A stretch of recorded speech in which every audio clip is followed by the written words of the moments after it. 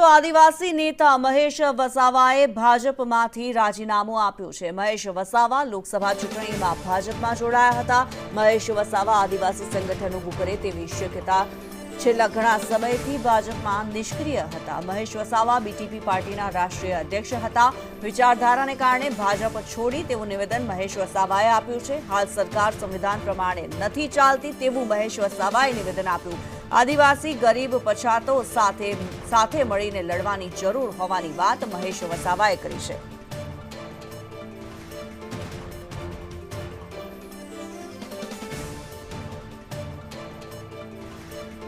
ત્યારે નર્મદા જિલ્લાના ડેડિયાપાડાના પૂર્વ ધારાસભ્ય અને આદિવાસીઓમાં અગ્રણી એવા મહેશ વસાવાએ ભાજપ સાથે છેડો ફાડ્યો છે। લોકસભા ચૂંટણી સમયે મહેશ વસાવા ભાજપની સાથે જોડાયા હતા, પરંતુ છેલ્લા કેટલાક સમયથી તેઓ ભાજપમાં નિષ્ક્રિય જોવા મળ્યા હતા।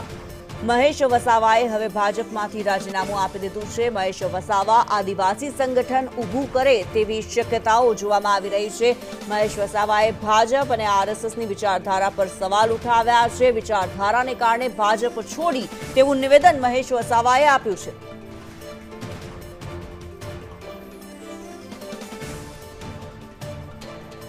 ત્યારે ફોન લાઈન પર અમારી સાથે જોડાયા છે મહેશ વસાવા। મહેશભાઈ, સ્વાગત આપનું સંદેશ ન્યૂઝમાં। મહેશભાઈ, ભાજપ છોડી છે આપે, કારણ શું? Thank you. જી મહેશભાઈ। હેલો જી મહેશભાઈ, ભાજપ છોડવાનું કારણ શું? ભાજપ છોડવાનું કારણ તો કોઈ એ નથી। અમે ભાજપને સાથે અમે મનસુખભાઈને જીતાડવા માટે જ અમે જોડાયેલા હતા ને આદિવાસી વિસ્તારમાં વિકાસ થાય, આ વિસ્તારમાં સિંચાઈ થાય,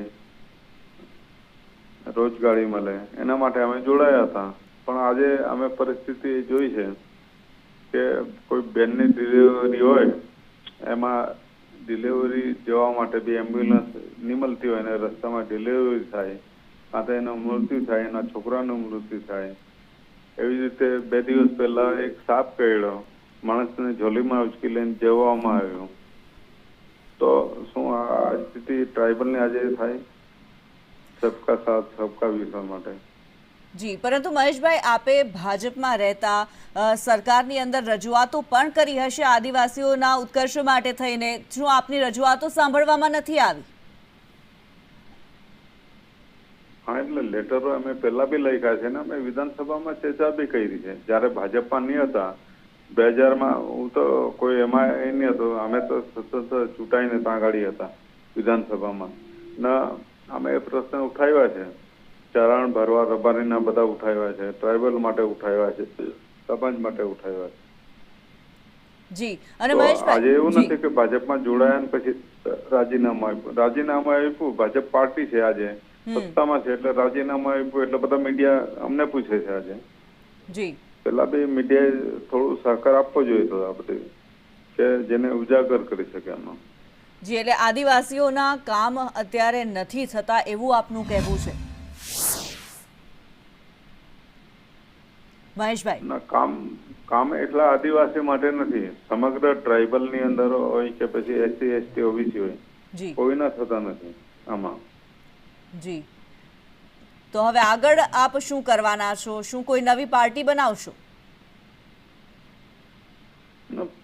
પાર્ટી તો અમારી હતી જ પહેલા। જી, અમે જેડીયુ માં હતા, અમારી બીટીપી પાર્ટી હતી, તો જોડાવાનો ક્યાં સવાલ એમાં પેદા થાય? તો કોઈ અન્ય પાર્ટી નહીં બનાવો અને શું ફરી એકવાર બીટીપી સાથે આપ જોડાશો? ને સમયના સંજોગો જોવા પડશે એમાં। તો કઈ પાર્ટી સાથે આપ જોડાઈ શકો? આપ જે પ્રમાણે કહી રહ્યા છો જેડીયુમાં પણ હતા, બીટીપી આપની પાર્ટી રહી છે, ત્યારે કઈ પાર્ટી સાથે જોડાશો આપ? એ અમારી ભૌગોલિક પરિસ્થિતિને વિચારધારાને જોઈને ચાલીશું આપણે। જી જી, મહેશભાઈ, આપ અમારી સાથે જોડાયા, આપનો ખૂબ ખૂબ ધન્યવાદ।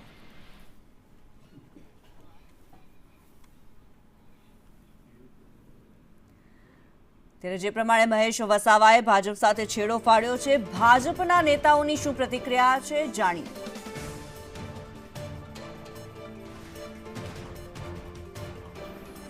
જગતભાઈ, વસાવાના મહેશ વસાવા ભાજપમાં લોકસભા ચૂંટણી સમયે જોડાણા હતા અને અચાનક સોશિયલ મીડિયાના માધ્યમથી રાજીનામું ધરી દીધું. કઈ રીતે જોઈ રહ્યા? મહેશભાઈ વસાવા એ આદિવાસી નેતા છે અને મોટા આદિવાસી નેતા છોટુભાઈ વસાવાના પુત્ર પણ છે. સાથે સાથે તેઓ પૂર્વ ધારાસભ્ય પણ છે અને આ વખતે 2022ની ચૂંટણીમાં તેઓ હાર્યા હતા અને ચૂંટાયા નહોતા, પરંતુ તેઓ 2024માં જ્યારે લોકસભાની ચૂંટણી હતી ત્યારે માર્ચ મહિનામાં તેઓ C.R. પાટીલ સાહેબના હસ્તે ખેસ ધારણ કરીને ભારતીય જનતા પાર્ટીમાં જોડાયા હતા. હમણાં થોડા સમય પહેલાં મેં જોયું તો સોશિયલ મીડિયાની અંદર તેમણે કંઈક રાજીનામાની પોસ્ટ મૂકી છે, પરંતુ ભારતીય જનતા પાર્ટીને હજી સુધી એમનું કોઈ રાજીનામાની નકલ મળી નથી અને પક્ષના કોઈપણ મોવડી સાથે તેમણે ટેલિફોનિક વાત પણ કરી નથી. એટલે રાજીનામાની નકલ મળ્યા બાદ ભારતીય જનતા પાર્ટીના મોવડી મંડળ ચર્ચા વિચારણાને પરામર્શ કર્યા બાદ જરૂર પડે તો મહેશભાઈ સાથે પણ પરામર્શ કરવામાં આવશે અને કર્યા બાદ ભારતીય જનતા પાર્ટી નિર્ણય લેશે અને જે પણ નિર્ણય હશે એની જાણ ચોક્કસ મીડિયાને જ કરી દેવામાં આવશે. રાજીનામું જે સોશિયલ મીડિયામાં આપ્યું એમાં એને આક્ષેપ એવો લગાવ્યો છે કે વિચારધારા માટે તેમને જોડાણો. ભાજપ જે છે તે આદિવાસી વિરોધી પાર્ટી છે અને વિસ્તારના કે સમાજના કામ થતા નથી. તેઓ અન્ય પક્ષમાંથી પોતાના વિસ્તારમાં ઊભા રહેલા હતા 2022ની અંદર અને ભારતીય જનતા પાર્ટી જો આદિવાસી વિરોધી પાર્ટી હોત તો જે વિસ્તારમાંથી તેઓ ઊભા રહ્યા હતા એ વિસ્તાર આદિવાસી વિસ્તાર જ છે અને ત્યાં એમને મત ન મળ્યા અને ભારતીય જનતા પાર્ટીના ઉમેદવારને મત મળ્યા. એટલે એના પરથી સ્પષ્ટ દેખાઈ આવે છે કે આદરણીય નરેન્દ્રભાઈના નેતૃત્વની અંદર ભારતીય જનતા પાર્ટી સૌનો સાથ સૌનો વિકાસ, એમાં કોઈ આદિવાસી કે કોઈ SC ST કે સવર્ણ એવો કોઈ ભાગ પાડવામાં નથી આવતા. વ્યક્તિ એ ભારતનો નાગરિક છે ને ભારતના નાગરિકનું કલ્યાણ થવું જોઈએ અને વિકાસ થવો જોઈએ. ભારતીય જનતા પાર્ટીને આદરણીય નરેન્દ્રભાઈની નેમ રહી છે.